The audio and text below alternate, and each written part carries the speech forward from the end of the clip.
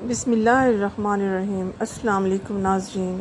میری شادی امیر گھرانے میں ہو رہی تھی اور مجھے ڈر تھا کہ کہیں میرے پرانے عاشق کی وجہ سے شادی نہ ٹوٹ جائے، اسی لیے نکاح سے کچھ دیر پہلے بہن کو اپنی چادر پہنا کر بہانے سے باہر بھیجا اور پیچھے سے عاشق کو میسج کر دیا کہ مجھے یہاں سے اٹھا لے جاؤ۔ نکاح کے بعد مجھے بہن کی فکر بھی ستانے لگی۔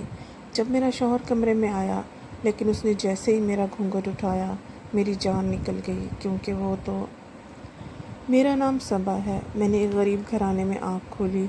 میرے ابا شہر کے کسی بنگلے میں مالی تھے اور اماں سلائی کرتی تھی۔ ہم 3 بہنیں تھیں اور 2 بھائی تھے۔ میرا نمبر دوسرا تھا۔ میں ایسے گھر سے تھی جہاں 2 وقت کا کھانا بھی مشکل سے میسر آتا۔ جوں جوں بڑی ہوتی گئی اس غربت سے نفرت بھی بڑھتی گئی۔ اکثر میں شکوہ کرتی کہ اللہ نے مجھے اس غریب گھرانے میں پیدا ہی کیوں کیا۔ میرے سب بہن بھائی تو اسی زندگی سے خوش تھے، مگر میں مطمئن نہیں تھی۔ میرے خواب بہت بڑے بڑے تھے، اور ہوتے بھی کیوں نہ، میں تھی ہی اتنی خوبصورت۔ میری دادی کہا کرتی تھی کہ تجھے تو کسی محل میں ہونا چاہیے تھا۔ کبھی کبھی میں خود سوچتی کہ یہ چھوٹا سا گھر میرے شایان شان نہیں ہے۔ میں بہن بھائیوں میں سب سے پیاری تھی، اسی لیے سب کی لاڈلی بھی تھی۔ میری خوبصورتی خاندان بھر میں مشہور تھی۔ خاندان کا ہر لڑکا مجھ سے شادی کا خواہش مند تھا، مگر میں تو کسی کو ایک نظر دیکھنا بھی پسند نہیں کرتی تھی۔ میں سہیلیوں کے ساتھ پڑھنے کے بہانے گھنٹوں گھر سے باہر رہتی۔ یوں بھی میں باقی 2 بہنوں کی نسبت نازک مزاج تھی۔ میں اسکول میں بھی غریب لڑکیوں کو منہ نہ لگاتی۔ میری دوستی بھی امیر گھرانے کی لڑکیوں سے تھی۔ میں ان کے آگے پیچھے پھرتی اور ان کی طرح اٹھنے بیٹھنے کی کوشش کرتی۔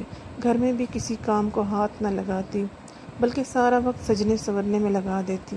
میرے برعکس میری دونوں بہنیں کافی شاطر تھیں، شکر گزار تھیں۔ یوں بھی وقت چلتا گیا۔ میں ہر وقت یہی سوچتی رہتی کہ کاش میں بھی امیر ہوتی، میرے پاس بھی ڈھیر ساری دولت ہوتی۔ میں گاڑیوں میں سفر کرتی، میرے آگے بھی نوکروں کی لائن ہوتی۔ میں روز نئے سے نیا طریقہ سوچتی کہ کیسے میں راتوں رات امیر ہو جاؤں تاکہ میں ڈربے سے گھر سے چھٹکارا حاصل کر سکوں، مگر ہر بار مجھے ناکامی کا سامنا کرنا پڑتا۔ پھر میں نے اسکول کے قریب ایک دکان والے سے دوستی کر لی۔ اس کا یہ فائدہ ہوا کہ میں آئے دن اس کی دکان سے فری سامان لینے لگی۔ پھر اس طرح میں نے اسکول اور محلے کے کافی لڑکوں سے دوستی کر لی، ہر ایک سے جھوٹی محبت کے دعوے کرتی۔ میں ہر روز اسکول سے چھٹی کر کے کسی نہ کسی لڑکے کے ساتھ گھومتی اور پھر ان سے نئی نئی فرمائش کرتی۔ میں وہ ساری چیزیں چھپا دیتی تھی، اسی لیے گھر میں کسی کو شک نہیں ہوتا تھا۔ مطلب پورا کرنے کے بعد میں ان لڑکوں کو چھوڑ دیتی تھی۔ ایک بار ایک لڑکا کچھ زیادہ ہی سیریس ہو گیا تھا، مگر میں نے اسے دھمکی دی کہ وہ میرا پیچھا چھوڑ دے ورنہ گلی میں شور مچا دوں گی۔ سب ٹھیک جا رہا تھا، مگر مجھے کوئی بڑا ہاتھ مارنا تھا۔ کچھ ایسا کرنا تھا کہ میرے ان 2 ٹکے کے غریب عاشقوں سے جان چھوٹ جاتی۔ یہ ان دنوں کی بات ہے جب میں نے میٹرک کے امتحان کے بعد ضد کر کے کالج میں داخلہ لے لیا۔ کالج کی رنگین دنیا میں قدم رکھا۔ کالج نے میرے خوابوں کو اور بڑھا دیا تھا۔ اب مجھے ایسا کچھ کرنا تھا کہ دولت کا انبار میرے ہاتھ لگ جائے۔ میری اکثر سہیلیاں بھی یوں ہی کیا کرتی تھیں۔ ان کی دیکھا دیکھی میں بھی سوچنے لگی کہ کسی امیر لڑکے سے دوستی کرنی چاہیے، اور پھر قدرت نے مجھے ایک سنہری موقع فراہم بھی کیا۔ میں ایک دن کالج سے گھر آئی تو مجھے میری چھوٹی بہن خنسا نے بتایا کہ ہمارے محلے میں ایک لڑکا کرائے پر آیا ہے، وہ کافی خوبصورت بھی ہے۔ مگر میں نے اس کی باتوں پر دھیان نہیں دیا کہ اس غریب سے محلے میں کسی امیر نے تھوڑی آنا ہے۔ شام کو میں چھت پر گئی تو میری نظر ساتھ والے گھر کی چھت پر پڑی، جہاں ایک لڑکا کھڑا فون پر کسی سے بات کر رہا تھا۔ دیکھنے میں وہ ایک امیر گھر کا چشم و چراغ لگتا تھا اور خوبصورت بھی تھا۔ میرے دماغ نے کام کرنا شروع کر دیا۔ میں نے سوچا کہ اگر میں اس لڑکے سے دوستی کر لوں تو اور مال ہاتھ آ جائے گا۔ میں انہی سوچوں میں گم تھی کہ اماں کی آواز آئی۔ وہ بھی میری طرف دیکھ رہا تھا، اور پھر یہ سلسلہ چل نکلا۔ میں بھی روز رات کو بہانے سے چھت پر چڑھ جاتی اور وہ لڑکا بھی چھت پر موجود ہوتا۔ وہ مجھے دیکھ کر مسکراتا اور میں بھی مسکرا پڑتی، لیکن ابھی تک ہم دونوں میں کوئی باقاعدہ بات نہیں ہوئی تھی۔ ایک دن میں نے کالج سے چھٹی کر لی 10 बजे जब कमरे से बाहर आई तो अम्मा कपड़े धो रही थीं। अम्मा मुझे देखकर बोली, सबा बेटा नाश्ता कर लो तो कपड़े छत पर डाल आओ, मेरी कमर में दर्द है। ये सुनकर मैं बाल्टी लेकर ऊपर चली आई। आसपास की छतों पर पतंगबाजी हो रही थी। अचानक एक पतंग हमारी छत पर रस्सी के साथ अटक गई। मैं जब पतंग छुड़ाने आई तो इस पर एक फ़ोन नंबर लिखा हुआ था। मैंने सामने देखा तो वही किराएदार लड़का था।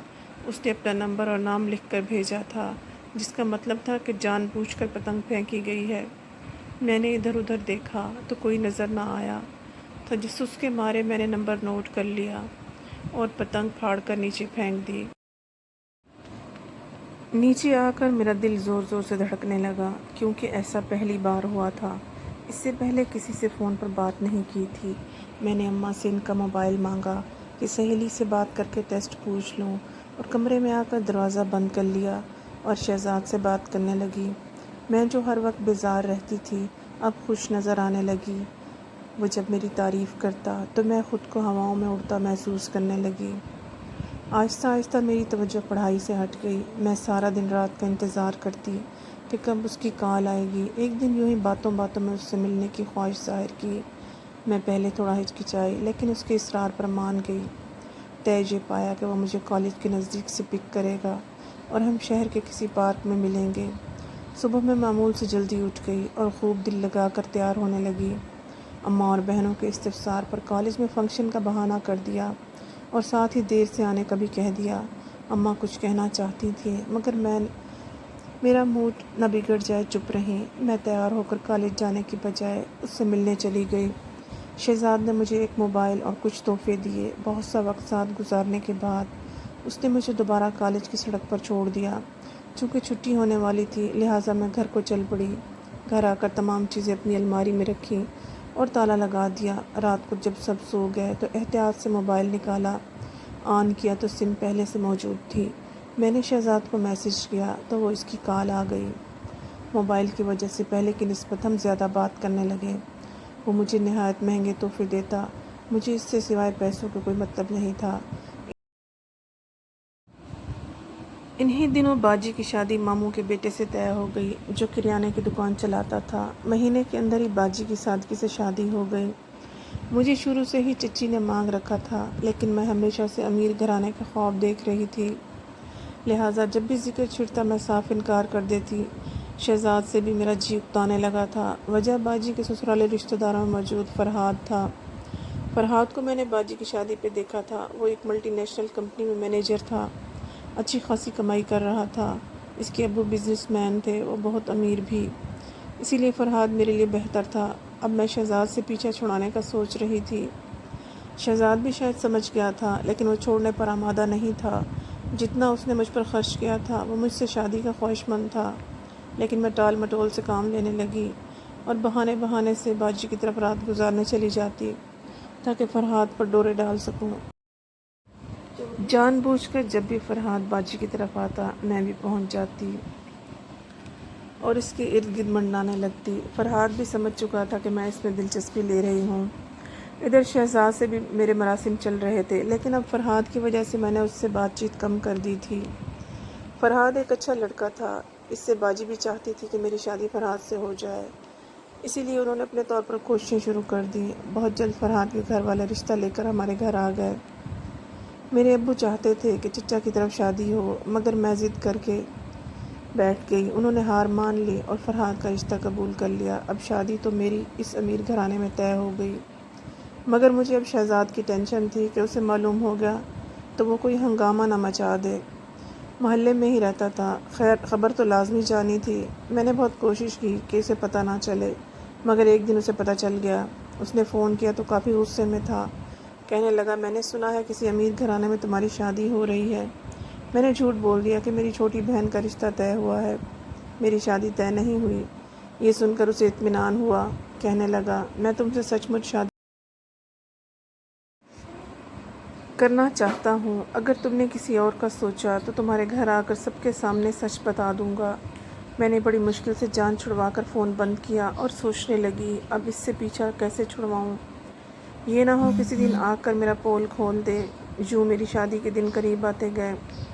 میرے دل میں خوف بھی بڑھنے لگا تھا، اگر اسے پتہ چل گیا تو کیا ہوگا۔ اس کی دی گئی دھمکی سے مجھے خوف محسوس ہوتا۔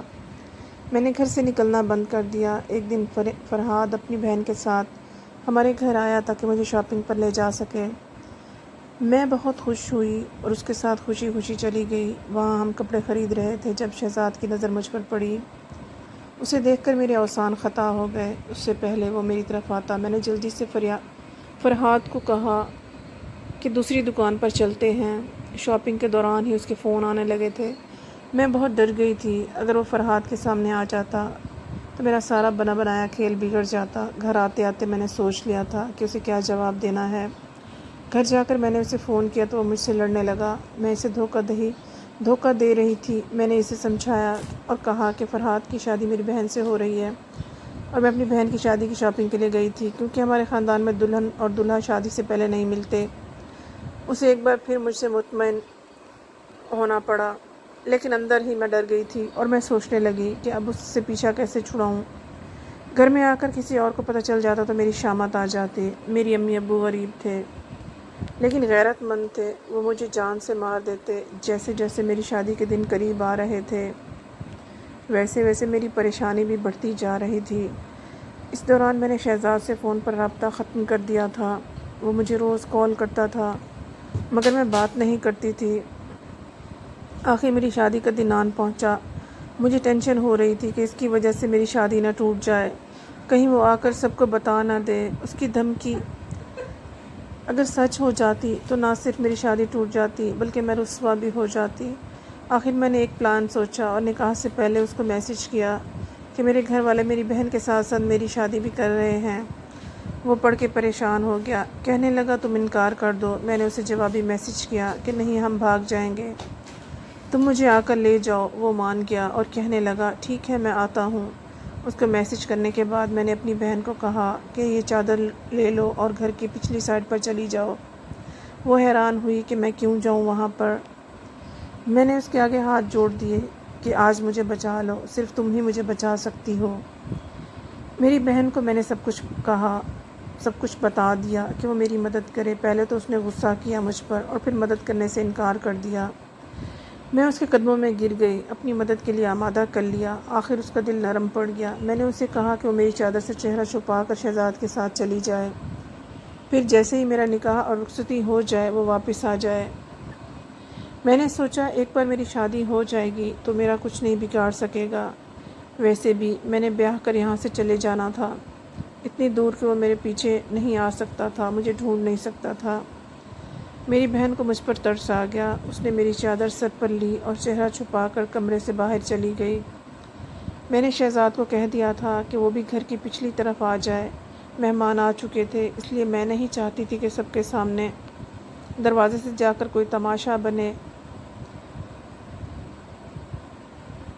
میں نے اپنے لحاظ سے پلان بنایا تھا۔ میری بہن کو کمرے سے گئے کافی دیر ہو چکی تھی، اب تو مجھے پریشانی ہو رہی تھی۔ کچھ دیر بعد باہر سے شور کی آواز سنائی دی، لگتا تھا بارات آ گئی تھی۔ 1 گھنٹے بعد میرے کمرے میں مولوی صاحب اور میرے گھر والے آئے۔ میرا نکاح ہو گیا اور میری رخصتی ہو گئی۔ میں نے گھونگھٹ نکالا ہوا تھا۔ نکاح کے بعد سے مجھے میری بہن نظر نہیں آئی تھی، جانے وہ کہاں تھی۔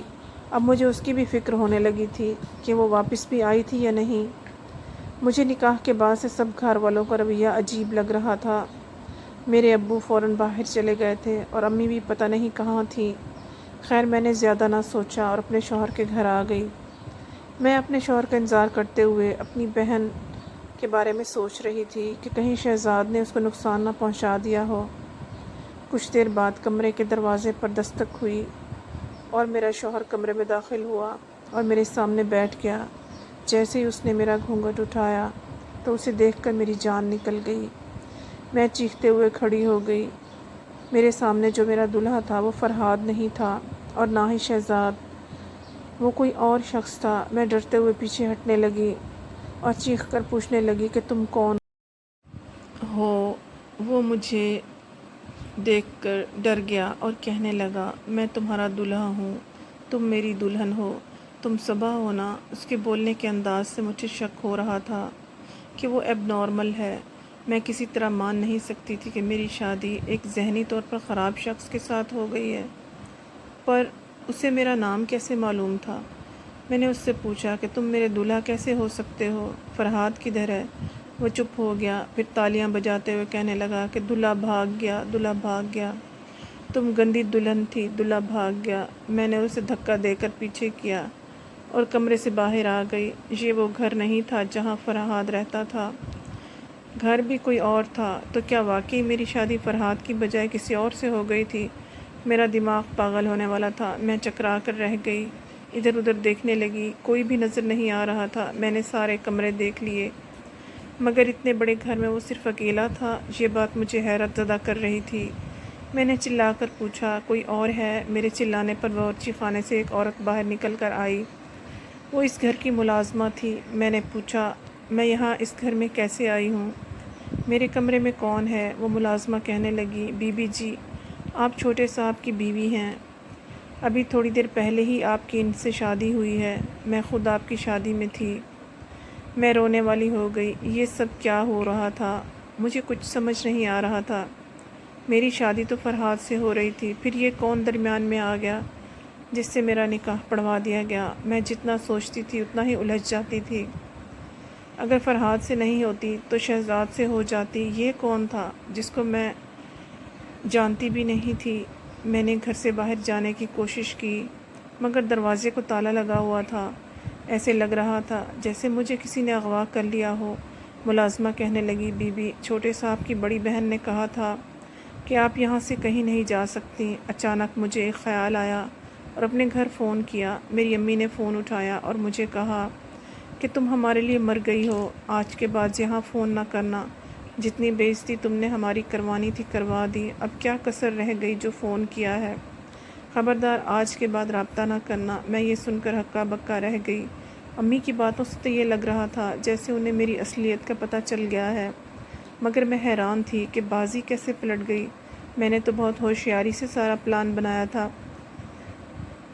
شہزاد اور فرحاد کو کال ملائی میں نے، مگر دونوں نے ہی میری کال کاٹ دی۔ بڑی باجی کو فون کیا تو وہ مجھ پر چیخنے لگیں کہ تم نے میرے سسرال میں میری ناک کٹوا دی ہے، سب لوگ مجھے باتیں سنا رہے ہیں۔ انہوں نے بھی مجھے سنا کر فون بند کر دیا اور اپنے سارے تعلق مجھ سے توڑ لیے۔ اب تو میرے جو اپنے تھے وہ سب ساتھ چھوڑنے لگے اور میرے ساتھ کیا ہو گیا؟ سب سے بری بات یہ ہوئی تھی کہ میری شادی ایک پاگل شخص کے ساتھ کر دی۔